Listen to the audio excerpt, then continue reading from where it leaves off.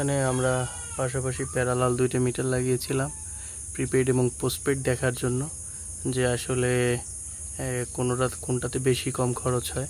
আপনারা দেখেন এখানে 8/5/2025 তারিখে 1301 ইউনিট ছিল, 1301, এই 1301 এখন 1380 হয়েছে।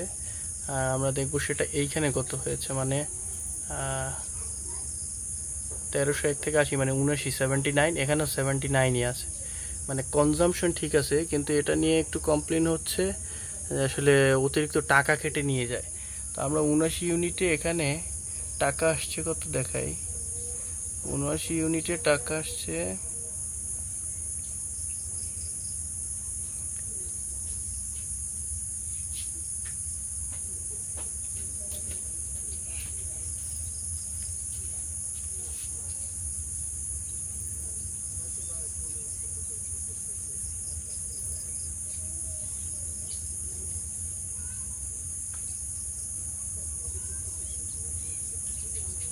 417 টাকা আসছে।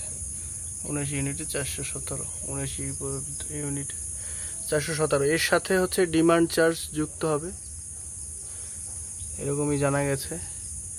তো এই হলো আজকে আমরা প্রায় 1 মাস, 8/5, আজকে হচ্ছে জুনের 1 তারিখ, প্রায় 1 মাস আমরা এটাকে মনিটরিং করলাম।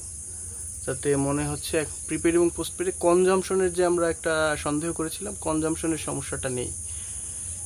বাকি হিডেন চার্জ আছে কি না এই ব্যাপারটা আমরা আরেকটু জানার চেষ্টা করব এবং আমরা আরও অনেক ভোক্তার কাছে যাব, তাদের বক্তব্য নেব।